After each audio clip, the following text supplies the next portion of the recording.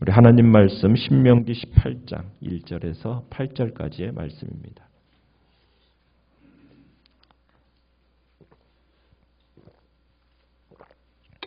신명기 18장 1절에서 8절까지의 말씀입니다. 신명기 18장 1절입니다. 레위 사람 제사장과 레위 온 지파는 이스라엘 중에 분깃도 없고 기업도 없을지니 그들은 여호와의 화제물과 그 기업을 먹을 것이라.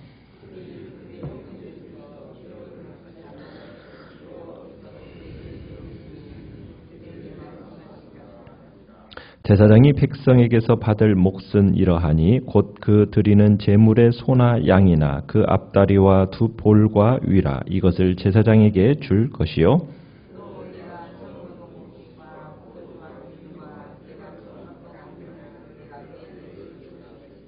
이는 내 하나님 여호와께서 내 모든 지파 중에서 그를 택하여 내시고 그와 그의 자손에게 항상 여호와의 이름으로 서서 섬기게 하셨음이니라.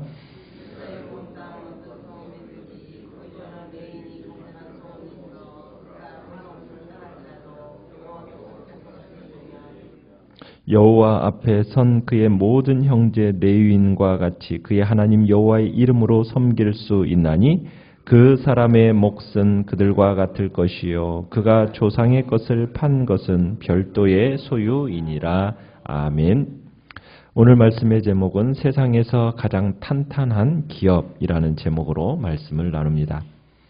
우리가 지난 본문에서는 왕에 대한 규례를 보았었는데 이제 오늘 본문에서는 제사장, 레위인에 대한 규례를 보게 됩니다.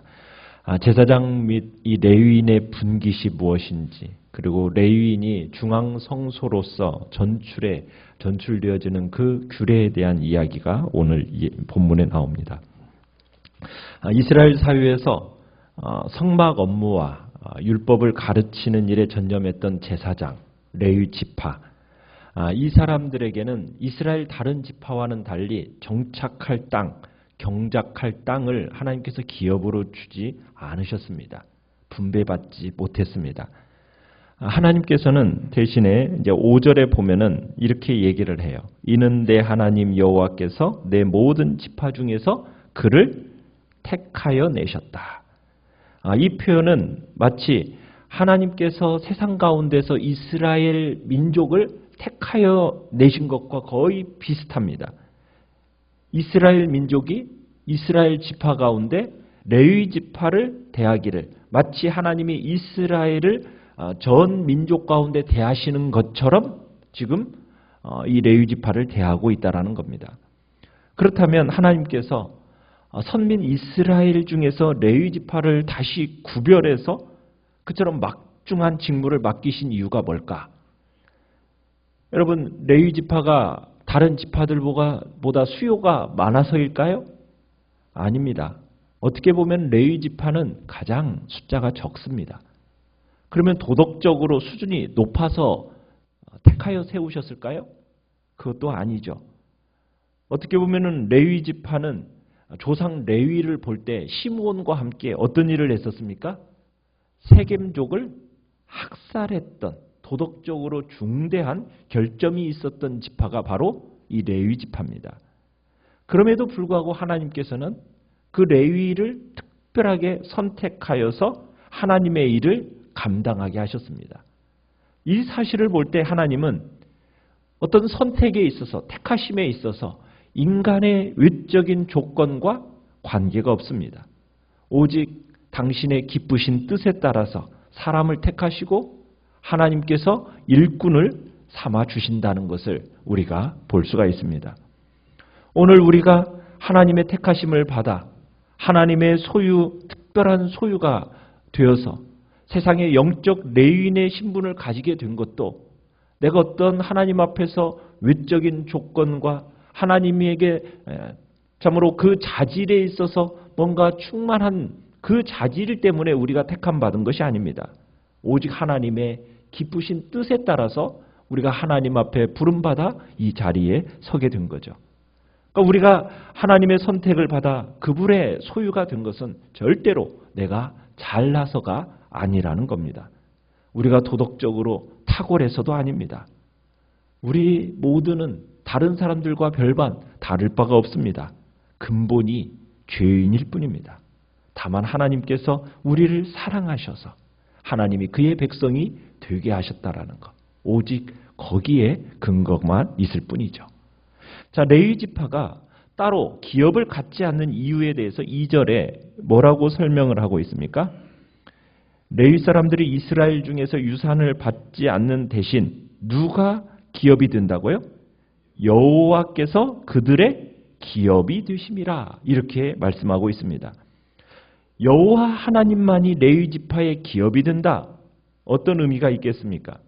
그러니까 하나님이 그들의 유산이라는 것, 곧 성소에서 하나님께 바쳐질 제물과 예물을 먹을 수 있다라는, 먹을 수 있는 권한이 이들에게 주어졌다라는 의미입니다.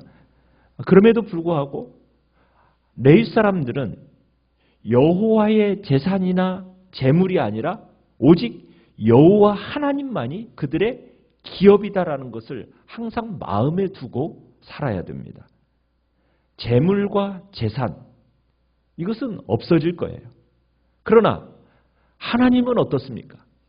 하나님은 항상 그들과 함께 하실 것이기 때문입니다. 그러니까 제사장과 레위 지파가 분배받은 땅 없어요.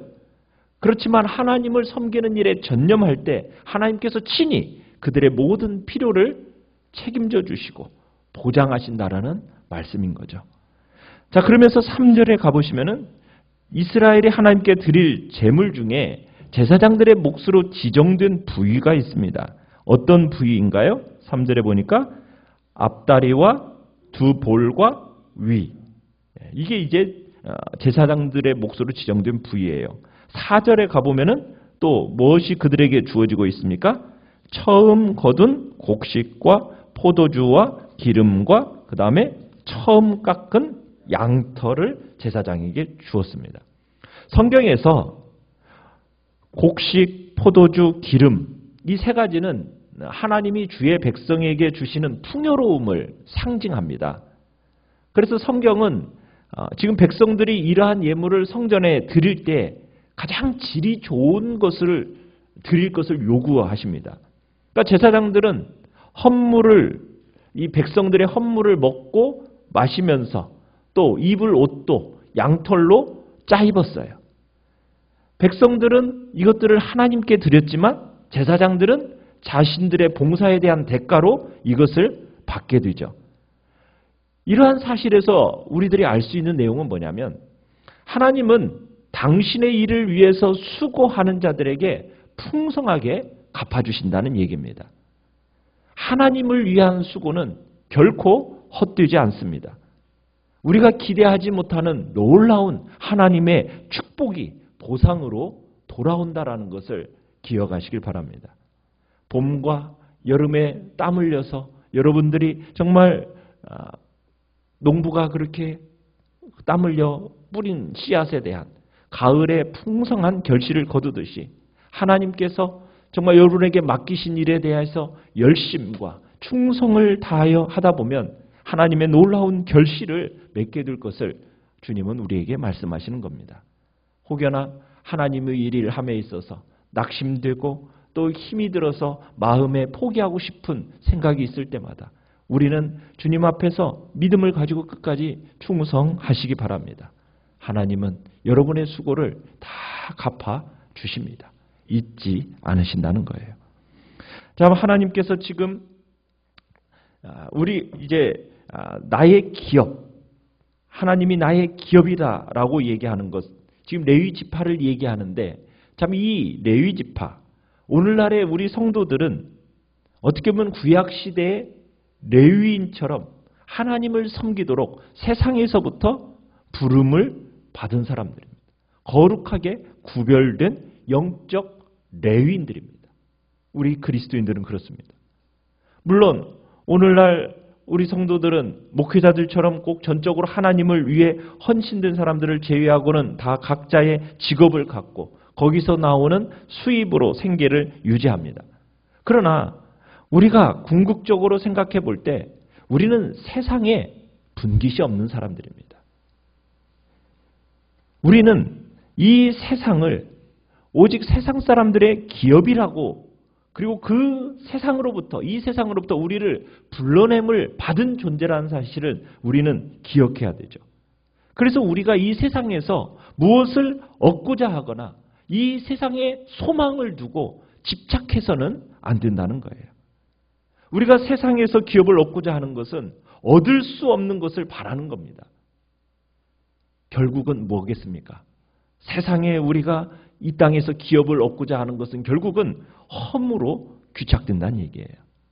우리는 구약의 레위인들처럼 오직 하나님을 섬기도록 부름을 받은, 세상으로부터 구별받아 택함받아 하나님의 백성으로 부름받은 존재라는 사실을 기억하시길 바랍니다.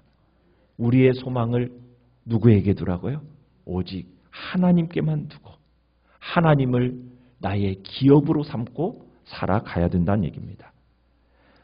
우리가 하나님을 나의 기업으로 삼고 세상에 집착하지 않을 때 하나님은 당신을 기업으로 삼은 이 레위인의 삶을 풍성하게 하셨듯이 우리의 삶을 영육간에 풍성케 하실 것입니다. 특별히 우리가 알 것은 우리의 이 세상의 기업, 그것은 없어질 유한한 것이지만 하나님은 어떤 분이십니까? 영원하신 분입니다. 세상에 유한한 것과는 다릅니다. 우리의 기업이 되시는 하나님은 영원하시기 때문에 하나님을 기업으로 삼는 성도들은 복된 자입니다. 그렇다면 지금 여러분은 다 하나님만을 나의 기업으로 삼는 직접 진정 복된 자로 살아가시길 바랍니다. 세상이 아닌 하나님께 소망을 두는 여러분들의 삶이 되시길 바랍니다. 자, 그러면서 이제 6절에서 8절까지는 성소에 머무는 제사장들, 그러니까 하나님께서 택하신 곳에 머무는 제사장들이 아닌 다른 이스라엘 성읍 곳곳에 머물거나 돌아다니면서 어느 지역에 살다가 지금 하나님께서 택하신 그 성소로 돌아가서 사역하기를 원하는 간절한 소원을 가진 레위인에 대한 이야기를 하고 있습니다. 그 사람이 간절한 소원이 생겨서 지금 하나님이 택하신 성소에 가서 섬기고 싶어 해요. 그러면은 그 사람을 어떻게 하라고 얘기하고 있습니까? 그 사람을 똑같이 섬길 수 있도록 받아주라고 얘기합니다. 그러니까 지방에 거주하면서 하나님을 일을 하던 이 레위인이 예루살렘 중앙 성소, 그 성소에 가서 일하고 싶은 열망, 간절한 소원, 그렇게 표현하고 있죠. 6절에 간절한 소원, 이 소원이 생겼을 때, 여러분 이 간절한 소원이라는 것은 그냥 단순히 어떤 심리적인 열정을 일컫는 얘기가 아닙니다. 영혼 깊숙한 곳으로부터 이렇게 뜨겁게 끓어오르는 그런 영적인 갈망을 이렇게 간절한 소원으로 이렇게 표현하고 있습니다. 여러분 이 갈망이라는 것이 그저 감정적으로 생겨났다라고 얘기하기보다는 레위인이 그 지방에서 자기의 역할에 충실하다 보니까 성령의 더 깊은 감동을 받아가지고 영적인 소망이 생기게 됐다는 거예요. 여러분 우리가 하나님을 섬길 영적인 레위 신분을 가진 사람들입니다. 여러분들이 갈망하는 바, 소망하는 바가 무엇입니까? 여러분 세상 사람들이 추구하는 바와 같이 우리의 간절한 소원이 돈이요, 명예요, 이 세상에서의 정욕과 자랑거리, 여러분 그것이 여러분의 간절한 소원이 되시나요? 아니죠. 그런 것들은 결국 때가 되면 다 어떻게 되어질 거예요? 썩어지고 없어지고 다 없어질 거잖아요. 그럼 우리가 갈망하고 정말 간절히 추구해야 할 게 무엇인가? 그건 바로 하늘의 신령한 곳에, 하늘 성소에 우리의 소망을 둬야 된다는 거예요. 하늘 성소에 소망을 두고 살아가야 된다는 얘기입니다. 레위인이 하나님을 간절히 사모하면서 그 성소, 하나님이 택하신 곳에 정말 간절한 소망을 두고 사모하며 살아갔던 것처럼 우리의 간절한 소원을 어디에 둬야 되는가? 하나님이 좌정에 계시는 그곳, 하나님의 얼굴을 친히 뵙고 그분을 섬길 수 있는 그곳, 우리가 그곳에 간절한 소원을 두고 살아가야 된다는 얘기입니다. 하늘 성소에 정말 생수의 강이 흐르고 생명나무가 있고 저주가 없는 그곳, 하늘 성소를 사모하는 자로 살아가기를 우리에게 주님은 바라고 계시는 거죠. 지방 레위인이 중앙 성소에 오려고 할 때 그것을 막지 않았던 것처럼 하늘 성소를 사모하는 누구든지 원하는 자는 활짝 그 성소는 열려져 있습니다. 우리가 이 땅에서 헛된 것에 세상의 것에 연연하지 아니하고 오직 하늘의 성소를 사모하면서 우리가 그곳에 이르도록 우리의 마음을 힘써 들여가시기를 바랍니다. 하나님께서 정말 부족한 우리를 택하여 부르셔서 영적 레위인이요 제사장으로 삼아주신 은혜에 이 시간에 감사하면서 나의 기업은 오직 하나님 한 분이요 나의 간절한 소원은 하늘 성소라는 것을 마음속에 두시면서 오늘 한 날도 하나님 한 분만으로 만족하는 복된 삶을 살아가겠다고 이 시간에도 결단하며 나가시길 바랍니다. 오늘 말씀을 생각하면서 기도하시고요. 연약한 지체들을 위해서 기도해 주시기 바랍니다. 주님의 교회를 하나님께서 흥왕케 하시고 하나님의 복된 나라가 아름답게 세워져가는 역사를 놓고 기도해 주시기 바랍니다.